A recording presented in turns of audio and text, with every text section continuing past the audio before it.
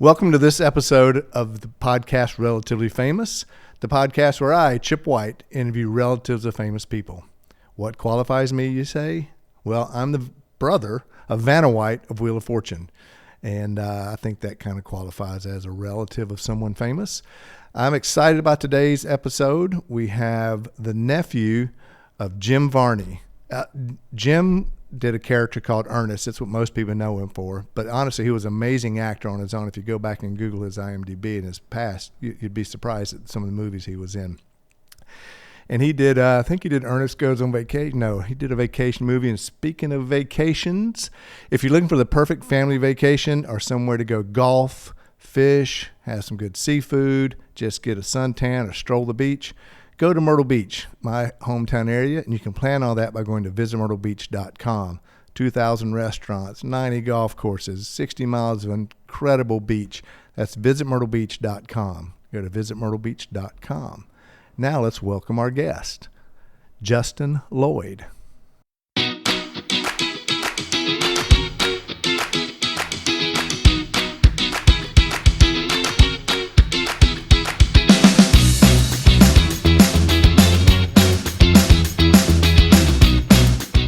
Relatively Famous Podcast with Chip White. Justin, welcome to Relatively Famous. Thank you, Chip. Appreciate you having me on here. Yeah, man. So, Facebook's where I've been funny, been finding a lot of people.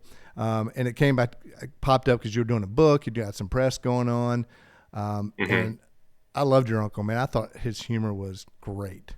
And he's been getting some press about commercials he was doing. So I thought, I'm going to reach out and see if Justin's available.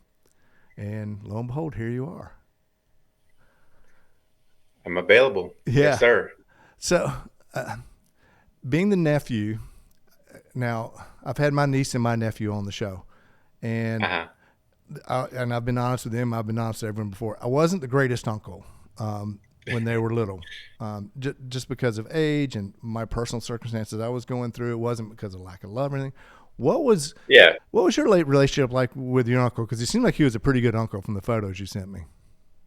He was definitely, but I didn't live in the same city that he did for most of his life. He moved away from Lexington, where I was born and raised, to follow his acting dreams. Went late in his early 20s, he moved down to Nashville, was out California for a little while, and then he settled just north of Nashville, a little town called White House, Tennessee, and that's where he lived for most of his life. But we did get to see him often because he was really a fairly short drive back to Kentucky, so he was up here for holidays and so forth. So that was nice. Now, is he on your father's side? Kind of. On my mother's. He had three older sisters, and my mom is the third oldest. So he was the youngest of all of them. Well, that could explain some of his character if he had three older sisters raising him. Yeah, true. Humor, yes. I should say. What are some of the? And I'm going to jump into your life here in a minute, but. Sure. Because you're writing a book, or I've written a book. Excuse me, you've written a book about him. Yes. And, you know what? Let's just go ahead and pop on that first. Tell me about the book, how it came about, and why. Well, this was, he passed away in 2000, and this was about 2008. And I was thinking, nobody's written a book about my uncle, and I definitely felt like there deserved to be something written about him. And I was also, online, as many people are, looking at videos on Facebook. And even back then on Facebook, there was lots of videos and lots of great comments about how he was people's hero and all this stuff. And I thought, I may be one of the few people who may be able to pull off writing a book. The fact that I knew him myself, I know people who knew him even better in my family and some of his friends. And then I felt like I could also do the research, especially being able to go online now, where I wouldn't have been able to do this 20, 30 years ago. It would have been very difficult to do all that research in a short amount of time. And so I just made up my mind. I was going to write a book about him. And it took me like 5.5 years, but finally got there. During this process of writing and discovery, what are some of the most heartwarming or the heartwarming things you discovered about your uncle, or the thing that really sticks out, like you really just that you didn't know that came through this research? Does that make sense? Yeah, I mean, probably just like the struggles that he went through, and just how much, trying to put myself in his shoes, um, leaving Lexington at 18 to go to New York and try to break through on finding something off Broadway, and then traveling all around Kentucky, playing in like dinner theaters, even down in Tennessee, all of that, and then continuing on into California, where he was for a while, and just all the struggles that many actors and actresses go through, and really just looking for a break. No matter how talented they are, sometimes it just still takes that break to land something. And so that was definitely one of the big things I took from all this research and all the interviews that I did. Okay, so as a kid, your uncle Yeah, is Ernest. yeah, Did you thrive on that? Did you play off of that, or did you get teased about it? I mean, yeah. I don't really remember. Really, it didn't. Surprisingly, I don't remember it coming up with my friends and stuff a lot at school. Um, we didn't start seeing commercials here in the Lexington area until like 1983. That was probably third or fourth grade. And there's a convenient food mart here that he did commercials for. And it was exciting to see him pop up on the TV, and the whole family would like come in the try to see it before it was gone in 30 seconds, right? Um, that was super exciting, but it was definitely cool, for sure. But I don't remember it it being like a really big deal with my friends. Is maybe just because he wasn't around very much. Like he wasn't in the same city, or I don't know. yeah. Um, but So when we were growing up, my sister and I don't know if you remember the TV show Rat Patrol, probably way before your time. Christopher George was our uncle, okay, friend of our families. We grew up as that's Uncle Chris. So when Vanna saw gotcha. him on TV, she said, "I want to be on TV." When you saw your uncle, did it ever become like an aspiration? Like, well, if Uncle Jim can do it, well, I can do it too. Did you ever want to go down that path that he did? Uh, I'd thought about it at some point. My sister did a bunch more acting. I really didn't do any. She did some in high school and was involved in the children's theater like he was as a kid. Um, but I uh, never really thought a whole lot about it. Even though I felt like I could maybe do some acting, I thought I could be pretty good at it, but I never really um, acted on it. And then I thought I grew up, like many people, loving Saturday Night Live, and I thought that would be cool to maybe like write for Saturday Night Live, like be maybe a comedic writer or something. But then I was able to write this, so and maybe add a little humor to this biography, um, but in some parts, but yeah, not really. He was funny in a different way. I mean, the type of stuff he could do with his characters and impressions and so forth, that didn't seem like anything that I could come close to. So not in that respect. It would have been a whole different deal, I think, if it was, if I had tried it. But So what path did you take? What is life like for Justin Lloyd? I really took a fairly, compared to him, took a pretty safe path. I landed a job in college at IBM, and ended up working in the IT industry my entire life, where I'm still at right now. And so that was just the kind of safe path. I went to UK, college where in the city where I lived, And that's where, looking at his story, like, he really went for it. He didn't choose any kind of safe path. But also, then he didn't graduate from high school either. So it almost kind of forced him to kind of, um, to do something maybe more drastic, because his college, you know, choices maybe weren't going to be the best, and so forth. But but yeah, Oh, that's where I really was kind of in awe of him, being able to move it away at the age of 18, and just trying to make it on his own. Where I was still in the city where I grew up, all throughout college. So oh, I hear you. My sister moved to yeah, Atlanta right after high school, and from Atlanta to yeah, LA. And I mean, she had a yeah, like Jim. She had this path, and yeah. I was the safe route.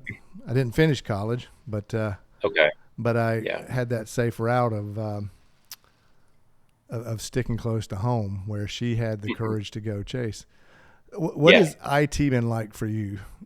Because I'm not technically It's savvy. it's it you know it was great because when I was in college at the time, it paid well. It was back when I worked at the help on a help desk in 1992. And I remember, like, that term is very common now, but in 1992, I was like, what is a help desk? Is like, are people sitting at desks? Like, I couldn't even, like, think in my head what this was. It was my dad's girlfriend at the time, worked there, and she's like, yeah, there's a help desk job. And I thought, okay, and it paid really well. And I thought, well, this seems like a pretty good gig. It's, good money, and they were able to hire me on full time and all that, and that was great. It was really tough because I knew I was smart, and I did pretty good in school, but it was like I never had, like, a real, I really never know what I wanted to do. I just couldn't make up my mind. I just couldn't. And I was in college forever just because I couldn't make up my mind. I was like, well, I got to get a degree because IBM's not going to hire me without some kind of degree. Ended up getting a degree in sociology, and that was enough. But IT is tough because you can literally be fired. I mean, I know this is like a lot of jobs, but you can literally be fired like anytime. I mean, it's like, you're, especially, just with the technological aspect of it. Especially, I work remote now, and it's like they can just find somebody else to work remote, replace you maybe in another country or so forth. And things can change. The landscape can change very quickly. Um, And it has and definitely changed so quickly in the last several years, but especially since yeah, COVID and yeah, IT changes so quickly, man. You just staying on top of it. I don't Philip, our producer, man. He's always on it. And I'm just like, do what, man? yeah, yeah. So it's yeah, so it's one of those things. The thing that makes my job so great right now, being remote, is the same exact thing that makes me easy to get laid off. That, hey, we can find somebody else to do your job remotely, right? And it's not like a plumber or a teacher or somebody like that you're physically there, and Yeah. you're just, Okay. Well, so just in case, let's talk about the book so we can sell 1 million copies. Is it sure, out? How do you get it? sure. Let's talk about the book and some of your favorite parts of writing it and some of the hardest parts for you to write. Does that make sense? The Oh, hardest being the most emotional, maybe. yeah. Well, one of the very best things about this book was, me getting in touch with this person named Joe Lyles, which was a friend of Jim's and his first manager. This was somebody that I knew of that was also kind of a family friend, and and I knew he lived in California, but he was kind of off the grid. And I thought, I knew he was important, but how am I going to find him? And through kind of a roundabout way, I was able to find him. And he was just absolutely huge, because I tell people there's like almost a whole decade of my book that really came from Joe, from like the late 60s to the late 70s, where he moved. He told Jim, hey, if you move down to Nashville, I'll come and help you. And he became his agent. He got him signed to William Morris Agency. They moved out to California, and where Jim had some success with the TV, excuse me, the TV version of what is it? The story about the submarine. Slip my mind right now. There was Fernwood Tonight. I don't know if you've heard of that. The mock talk show with Martin Mull. That was a takeoff from Mary Hartman. And Operation Petticoat. Yeah, that was the other show. He was on there. That lasted about a year and a half. And he was getting on all the talk shows out there, Merv Griffin, Dinah Shore. He even got on Johnny Carson. It didn't happen to be a night when Carson was hosting, but he was getting work, and he was, he was making some moves out there. Yeah, I mean, people don't realize the stuff he did. I mean, obviously he took Ernest to another level. He found, I won't say niche, but he found a character that worked, that put him in a great financial position for life. But he also was an actor who wanted to act. What were some of the, like I said, what were some of the emotional things that you discovered writing the book that people don't, that he may have gone through? He was single, but he was doing well. Yeah. I mean, what was life? I mean, he suffered from depression, and I didn't know a whole lot about that. Of course, as a child growing up, I'm not sure that my mom and my aunts knew all that much what was going on with him. But yeah, he suffered from depression, I think, his whole life, and a lot of times, he's self-medicating with alcohol, and so he definitely had some issues with alcohol. It didn't ever seem to hurt his career, but he battled with that for sure, which I did cover some in my book.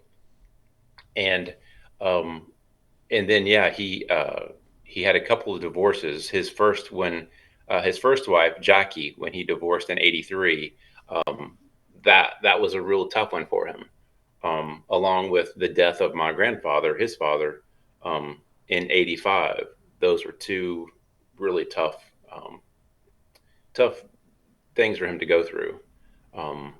So that was, and I remember some of those as a child, especially the death of my grandfather.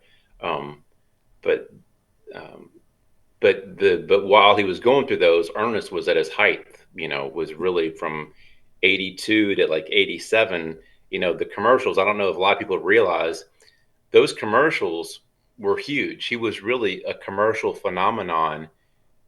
A big commercial phenomenon is he probably was a movie star, and a lot of people don't really realize that. And that's one thing I'd really covered in my book.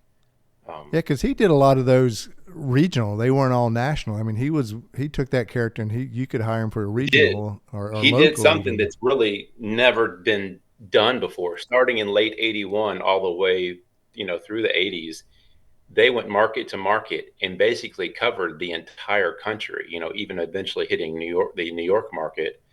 And so they basically were a national campaign, but just going market by market with never really doing a national ad. And so by the time you hit like '84, '85, he's hitting the national scene as far as hitting Good Morning America. CBS Evening News with Dan Rather does 2 stories on him in '84 and then '85. And then Tom Brokaw with the NBC Nightly News in '85.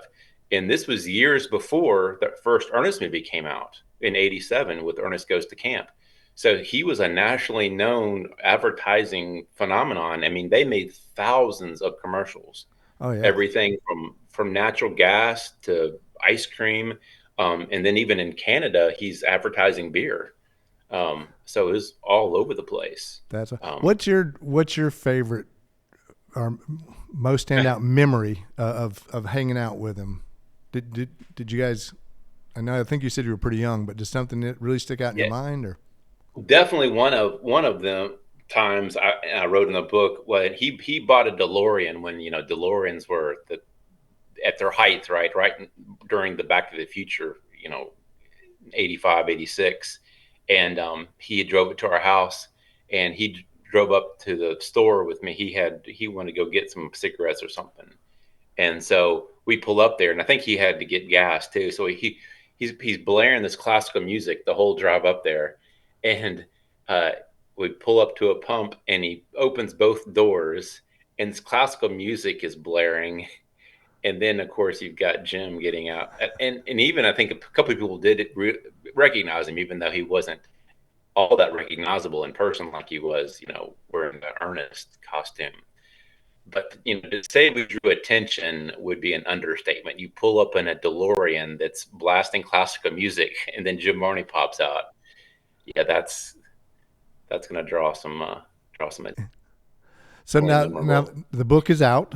What's the future looking like for Justin? And you're doing a bunch of press with it, or well, this is kind of evergreen, so it could be Well, a couple of years. But what's going on with you? it's well, there's been a lot. There's a lot going on.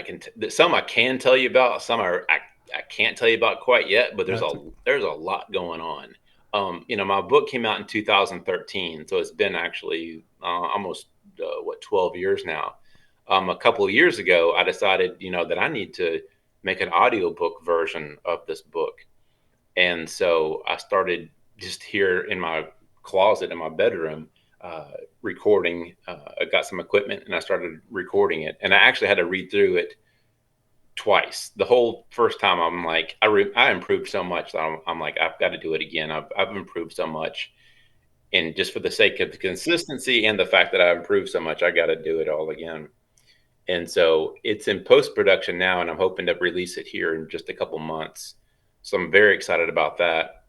And then we've been working on a documentary. I was approached, it's been like over 5 years now, by a filmmaker in New York that had a podcast called Ernest Goes to Podcast. His name is David Pagano.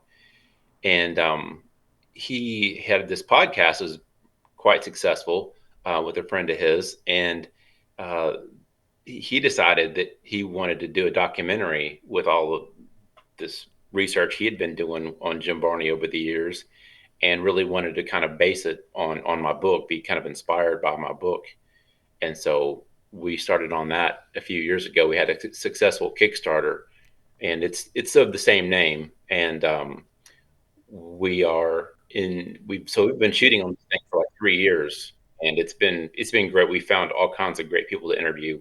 We went back and re-interviewed many of the same people I interviewed for my book, was able to get more information. And then, we found more people to interview as well in Nashville, Lexington, all around. So we're very excited about that. And okay. You definitely look a lot like him. Do you ever think about possibly Ernest Nephew commercials? Hey, Vern, never thought about that. I'm Never. Ernest Nephew.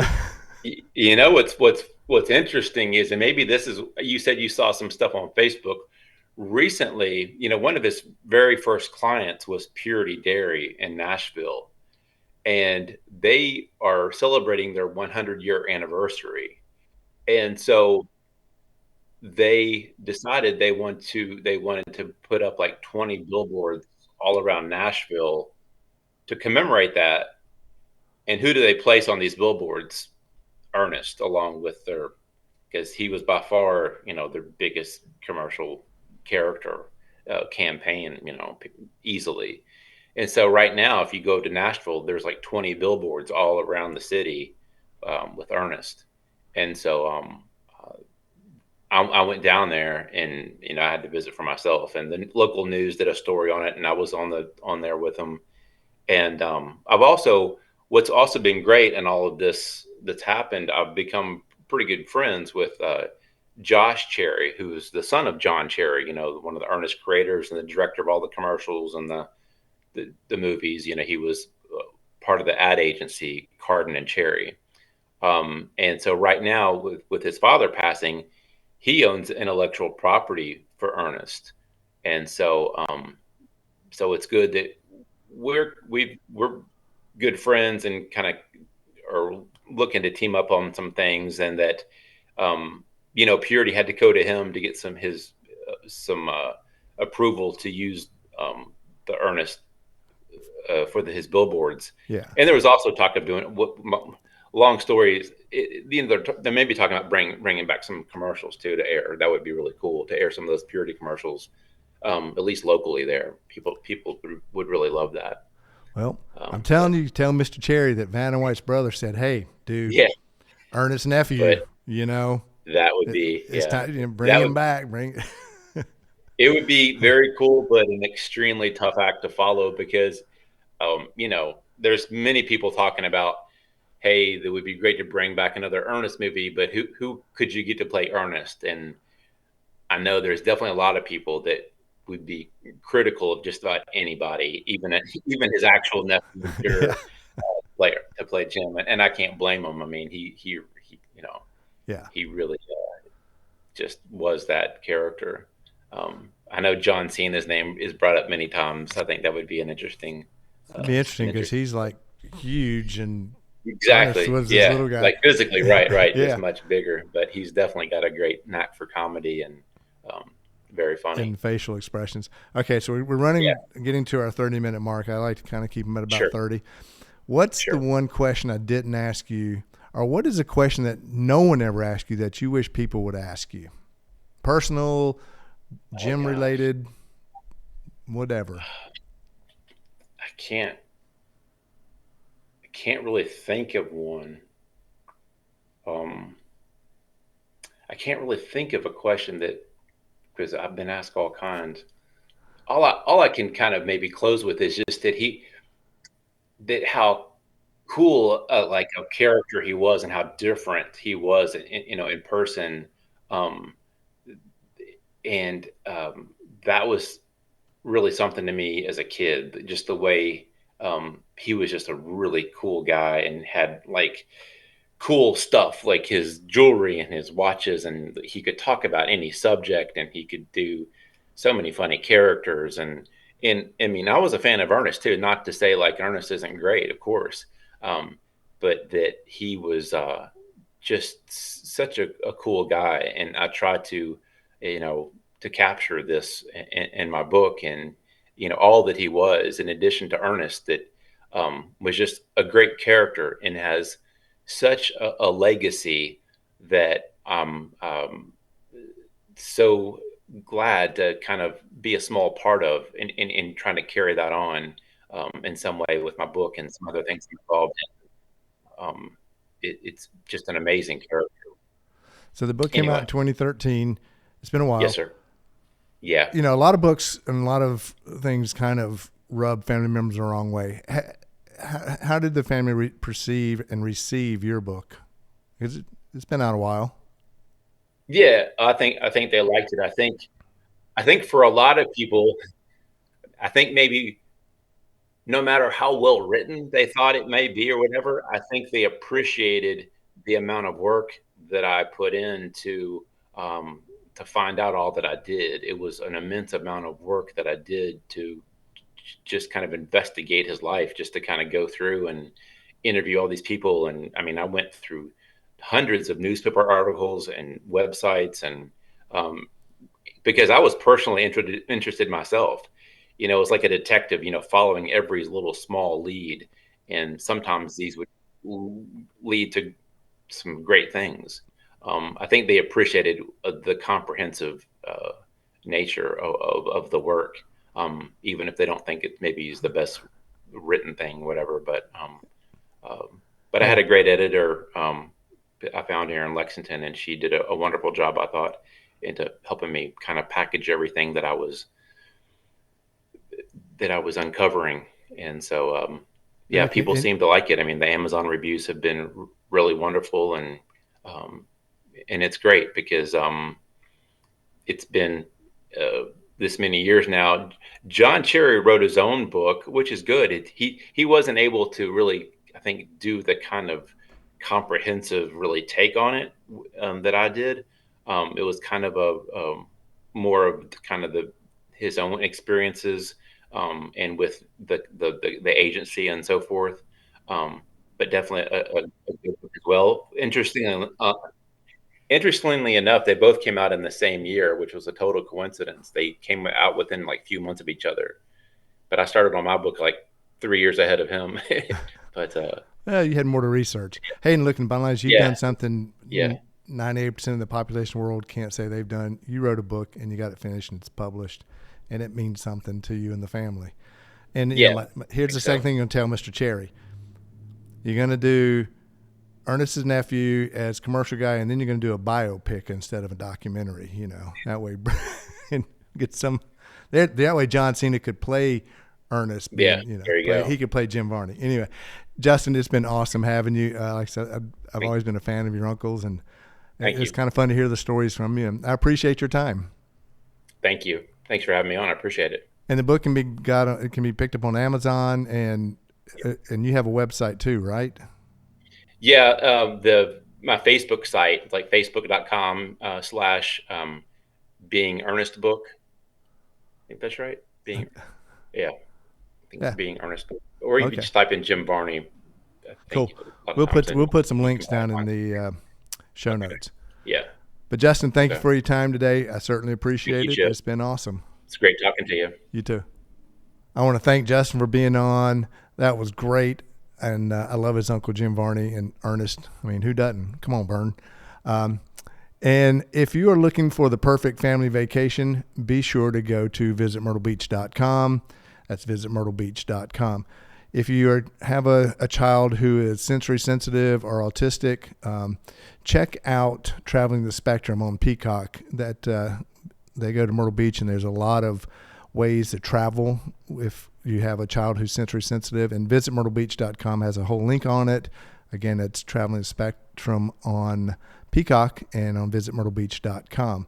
I want to thank our guest, Justin. I want to thank our sponsor, visitmyrtlebeach.com. I want to thank Nelco Media, our producers, and I want to thank Nelco Comics for our cool location here in San Antonio. If you're looking for an unusual comic book, go to Nelco Comics in San Antonio. I bet they might have it.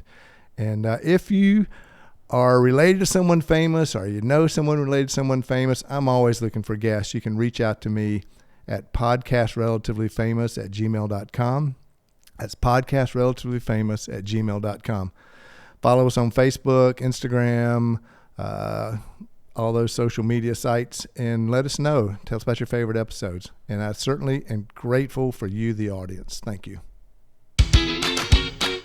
You've been listening to Relatively Famous with Chip White.